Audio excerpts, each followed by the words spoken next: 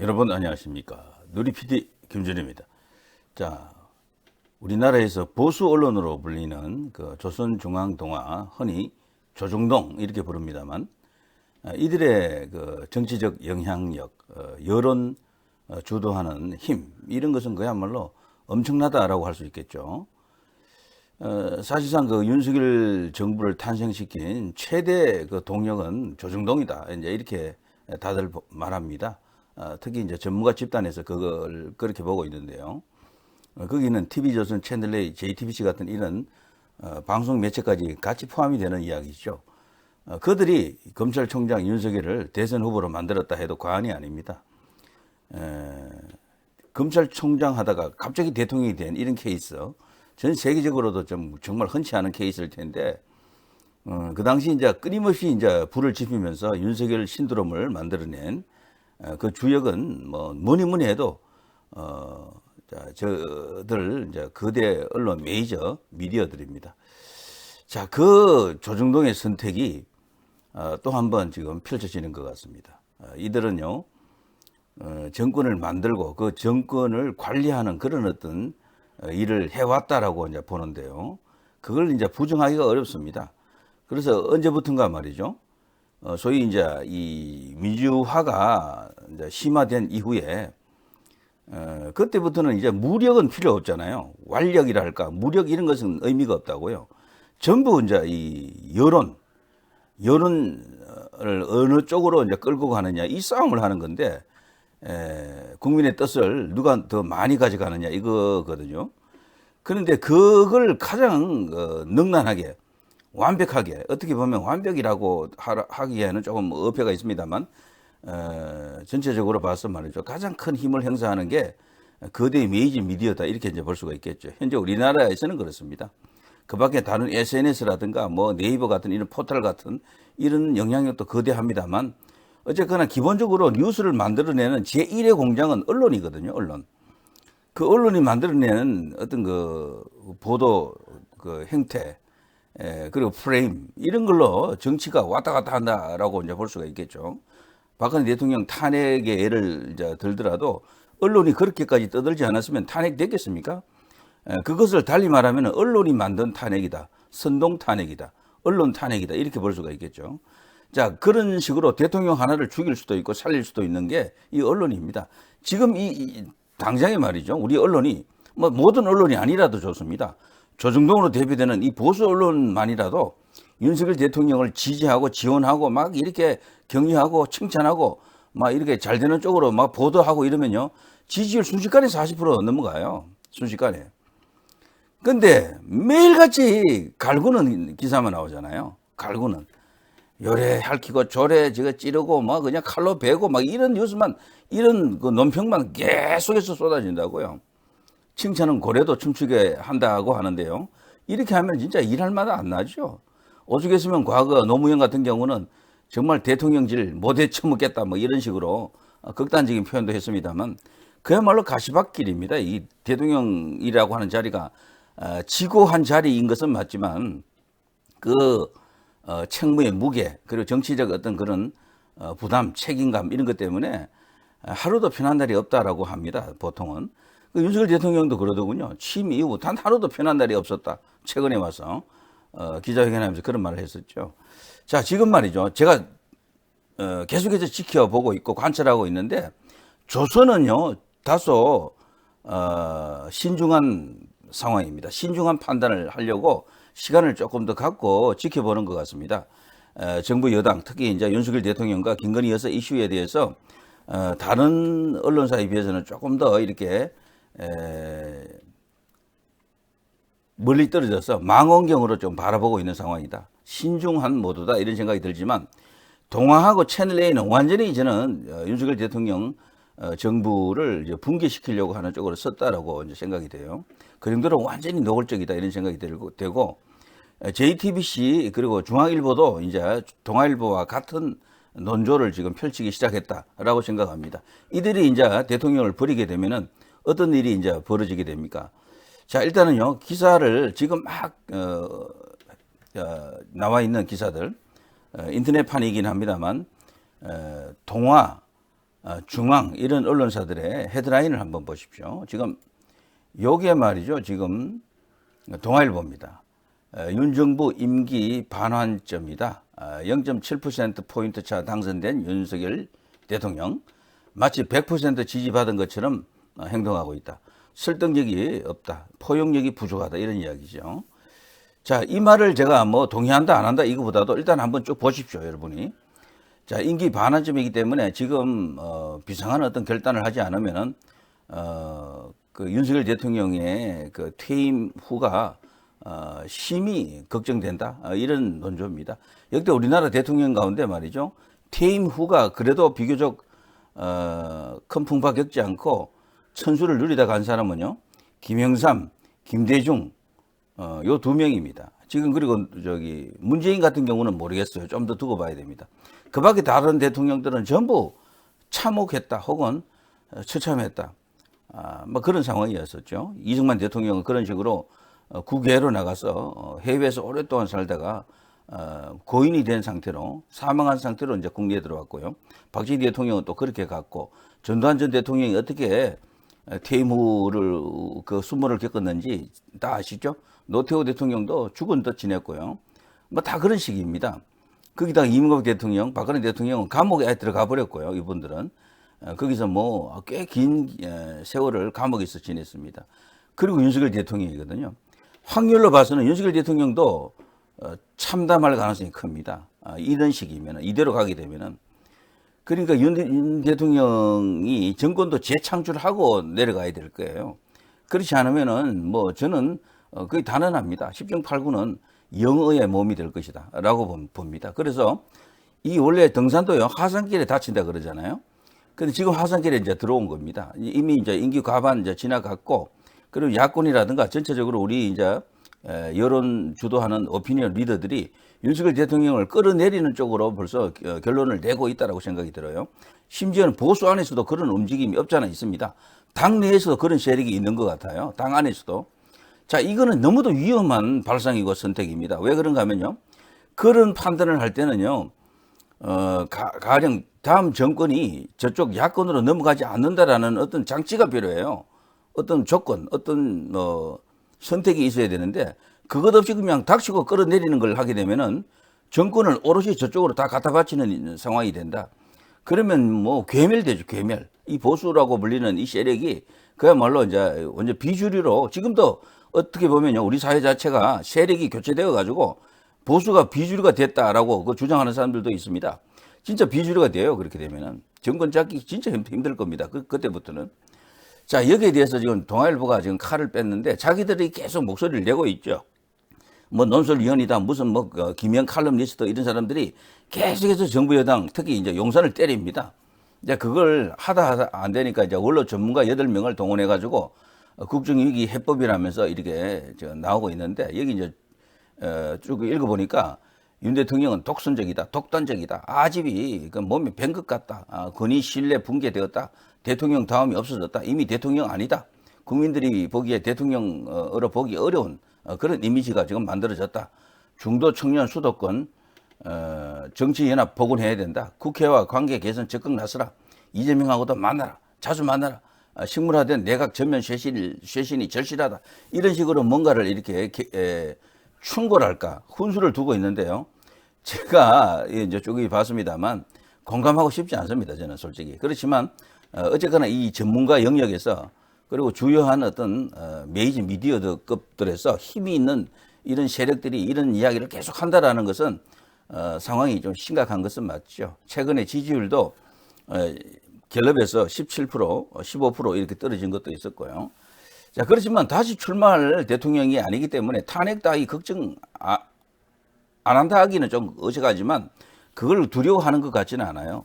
설사 국회에서 탄핵된다 하더라도 저는 탄핵이 성공하지 못한다고 봅니다. 지금 대통령에게 지금 들씌워지고 있는 이런 혐의랄까 이런 어떤 여러 가지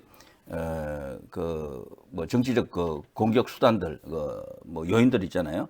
이런 것들은 헌재가 볼 때는 이게 탄핵 이유가 되지 않아요, 전부. 그래서 박근혜 대통령 때와는 상황이 완전 다르다. 그때는 완전히 한쪽으로 이제 누워버렸고요. 여론 자체가 한쪽으로 완전히 누웠잖아요. 대통령 지지율이 4%밖에 안 나왔으니까 뭐 완전히 끝났죠. 근데 지금은 그때하고는 다르다라는 겁니다. 탄핵을 바라지 않는 민심도 많아요. 막상 탄핵을 해야 됩니까? 안 해야 됩니까? 이 여론조사를 노골적으로 땡기면은 국민들의 한 절반 가까이는 탄핵 반대할 겁니다. 이 탄핵 트라우마가 있기 때문에 보수 지지자들은 대통령을 싫어해도 탄핵은 반대한다 이런 사람들이 많아요. 그래서 저는 대통령 스타일로 봐서는 지지율이 더 떨어지더라도 그냥 지금 이 스탠스, 이 스타일에서 계속 밀고 나갈 것으로 생각이 됩니다. 자, 그런 속에서 이런 힘 있는 언론이, 보수 언론이 이런 이제 짓을 하고 있는 거죠.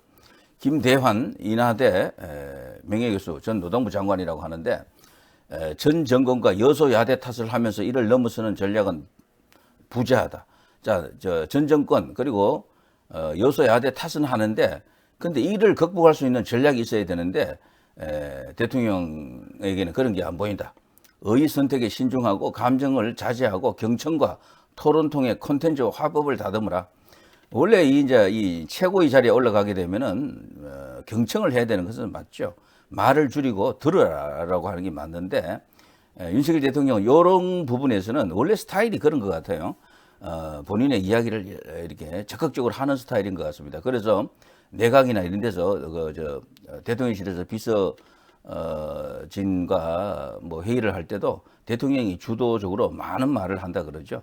그래서 지금 와서 그 스타일을 바꾸라라고 하는 것은 윤석열 다음을 포기하라 이런 것일 수도 있겠죠. 자, 사람마다 다 다릅니다. 유능한 리더 중에는요.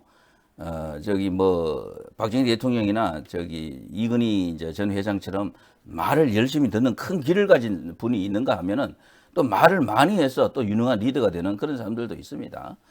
자, 김도연 태제미래전략연구원 이사장, 전 교육과학기술부 장관이라고 하는데 0.7%포인트 차로 당선된 윤 대통령이 마치 100%의 지지를 받고 된 것처럼 반대하는 사람 쓸데없 포용이 부족하다. 초심으로 돌아가 국민 통합을 이루자. 이 두 사람은 같은 이야기죠.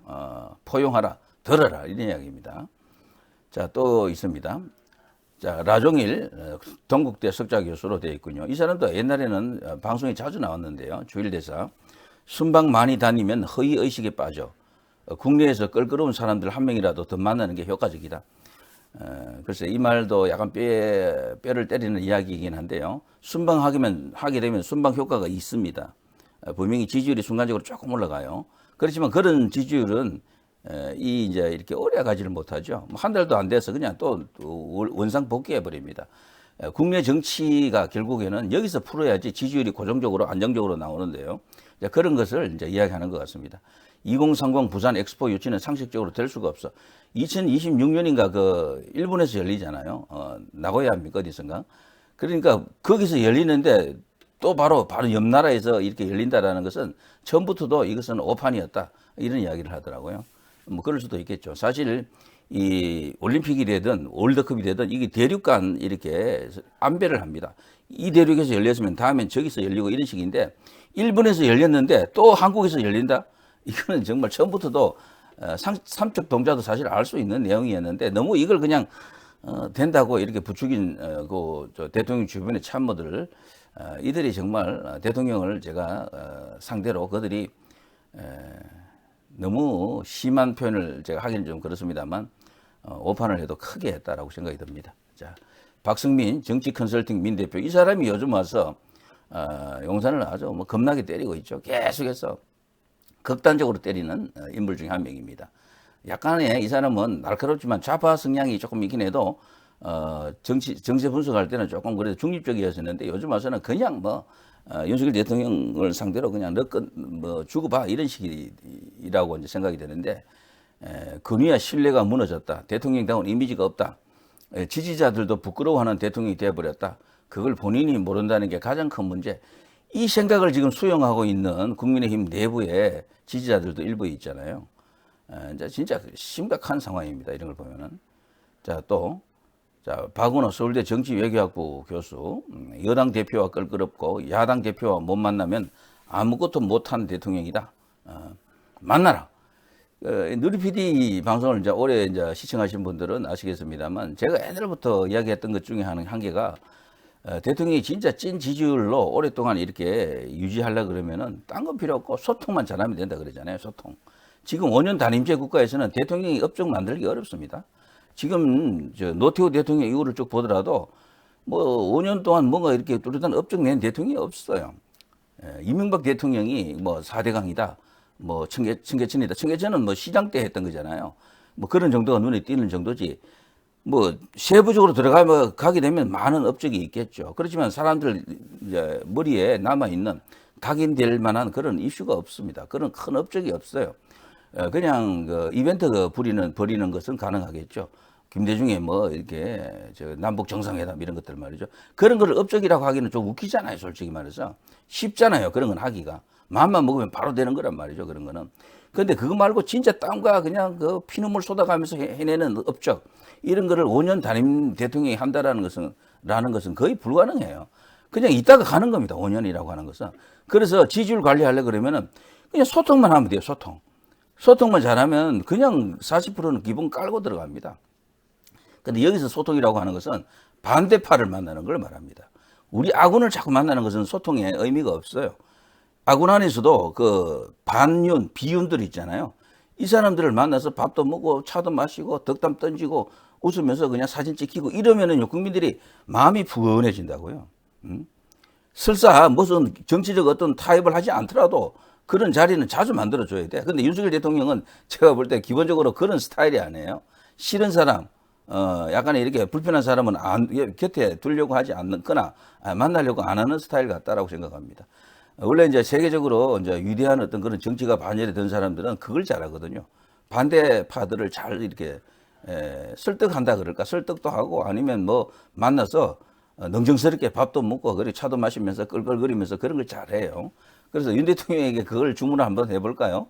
저는 그것만 잘하면은요, 바로 지지율 10%는 수직 상승합니다. 그거 하게 되면. 자, 이 사람이 또 한마디 했는데, 이준석 전 대표를 잘라내는 등 고립. 지금이라도 콜리션 빌딩을 해야 된다. 이걸 지적하는 사람들이 의외로 많습니다. 이준석 잘라낸 게 뼈아픈 패착이었다라고 하더라고요. 왜냐하면 지금 국민의힘에서 이준석이 안고 있던 그 표를 갖고 올 수 있는 사람이 아무도 없다라고 하더라고. 그 표가 뭐 적게는 100만, 많게는 300만 이 정도로 이렇게 이야기하는데 그게 선거의 승패를 가른다라고 하는 거죠. 자, 이걸 이렇게 말하면 이 골수 우파 지지자들은 다 싫어하죠. 이준석은 없는 게 나아 이렇게 생각하는데 저도 뭐 그 이야기에 대해서 부정적으로 보지는 않습니다만 그러나 이런 주장도 만만치 않습니다. 자, 윤평중 한신대 명예교수, 인적 쇄신은 국민의 혀를 찌를 정도로 과감하고 대대적이어야 한다. 김건희 여사 문제가 가장 위중한 문제라는 걸 대통령이 인정하지 않고 있다. 그러니까 특검 받아들이라는 이야기입니다. 그거 하지 않고는 답이 없다 이런 이야기죠. 그런데 제가 봐서는 윤 대통령은 본인이 이제 법을 잘 아시는 분이기 때문에 무슨 잘못을 지었느냐는 겁니다. 지금 너무도 여론 선동이 심해가지고 김건희 여사가 지금 만회가 되어 있지만 사실 따져보면 누구보다도 김건희 여사의 그 내용을 잘 알고 있는 게 이제 남편인 윤 대통령일 텐데 자기가 봐서는 아무 문제가 없다는 거지, 법적으로. 그런 김건희 여사를 마녀사냥하는 걸 용납할 수 있겠느냐, 그런 남편이 있겠느냐, 이런 생각도 들어요. 그리고 실제 특검이 되면은 매일매일 뭔가 이렇게 국민 보고를 한다 그러잖아요. 기자회견 형식으로. 끝나는 거죠, 정권이 그러면은.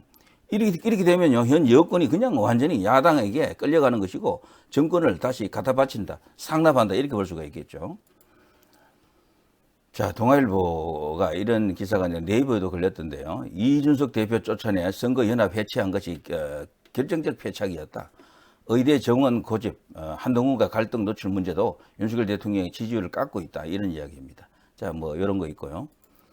자, 요거는 이제 JTBC인데, 중앙일보인데요. 중앙일보. 뭐 JTBC하고 같은 걸로 봐도 됩니다. 자, 빅데이터를 보면은 윤 정부 최대 위협은 김건희 여사다, 이렇게 되어 있고요. 2위는 놀랍게도 이준석 탈당이 윤석열 대통령 지지율을 많이 끌어내렸다라고 지금 평가합니다. 김건희 여사 때문에 지지율이 10% 날아갔고, 이준석 때문에 지지율이 한 7%, 6% 정도 날아갔다, 이런 이야기죠. 그러니까 지금 지지율에서 원래 한 40% 나와야 되는데 못 나오는 것은 이거 두 개 때문이다. 뭐 다른 요인도 있겠지만 그렇게 지금 보는 시각도 있습니다. 자, 윤석열 정부의 이슈화 지수라고 해서 여러 가지 나옵니다. 당내 갈등, 안전사고, 역사 논쟁, 외교 불안, 김건희 탄핵론, 불신 등등 있습니다. 그러니까 전문가들이 나름대로 이런저런 분석을 하는데 오만하다. 세월호 관련해서도 뭐 이런저런, 이건 박근혜 정부 때 이제 이슈하고요. 역사 논쟁, 당내 갈등, 최순실. 비슷해요. 윤석열 대통령 때나 박근혜 대통령 때나 그때 지지율이 붕괴될 때와 비슷한 상황을 겪고 있다. 이런 것을 지금 말해주는 것이다. 자, 그런데 저는 100% 맞다고 생각 안 합니다. 윤석열 대통령 뭐가 갑자기 사람이 이랬던 사람이 이렇게 하라라고 하는 것은 무리잖아요. 소신껏 뭐 무소의 뿔 앞만 보고 뚜벅뚜벅 걸어가시길 바랍니다. 할 수 없습니다. 지금 이대로 윤석열 대통령이 변하면 얼마나 변하겠습니까? 모쪼록 어떤 히든 카드가 있으면 쓰시길 바라고요. 그게 정계 개편이면 가장 좋겠습니다. 저는. 그런데 정계 개편할 수 있는 동력이 과연 있을런지. 김한길이 그 옆에 있잖아요. 그 사람을 데리고 있는 것은 정계 개편을 언젠가는 한번 해보려고 하는 것 같은데 실기를 한 게 아닌가 싶기도 하고, 원래 총선 전에 이런 걸 했었어야 되거든요. 이제 이렇게 되면 대통령은 일단 뭐 가지고 있는 패가 그렇게 많지 않을 것으로 일단 봅니다. 그런 속에서 잘 방어를 하고, 김건희 여사 건을 갖고 여당 내에서 보수 안에서 공격을 하는 것은 이건 자충수다, 자살골이다. 저는 그런 생각을 기본적으로 갖고 있습니다. 오늘 전문가 집단이 뭔가 이렇게 이런저런 말을 던졌습니다만 저기에 답이 있을 것으로 저는 보지 않습니다. 저렇게 해도 문제가 올 거예요. 그렇다고 저들이 윤석열 대통령을 좋게 보겠습니까? 지지율을 확 올려주겠습니까? 그렇지 않고요. 오히려 여기서 굴복하게 되면 더 나쁜 상황이 올 수도 있다라는 거죠. 때문에 윤석열 대통령이 좀 지혜롭게 행동을 하되, 그렇다고 갑자기 스타일을 바꾸는 것은 위험하다고 생각합니다. 다만요, 김건희 여사 이슈에 대해서는 더 분명하게 절대적으로 안 된다라는 이유를 조금 더 이렇게 명확하게 국민들에게 뭐 논리적으로 설명할 필요 없고요. 감성적으로 좀 설명을 했으면 좋겠습니다. 과거 노무현이 그렇다면 조강지처를 버리라는 말입니까?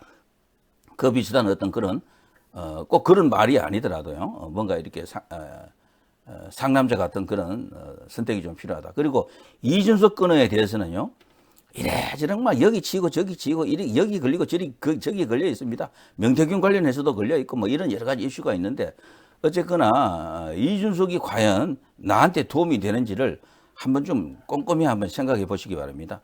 한동훈 대표가 갖지 못한 걸 이준석이 갖고 있는 게 있어요. 제가 볼 때는. 자, 이런 것은 제가 뭐 좋다는 게 아니에요. 그게 필요하면 그 독약도 때로는 약이 된다 그러지 않습니까?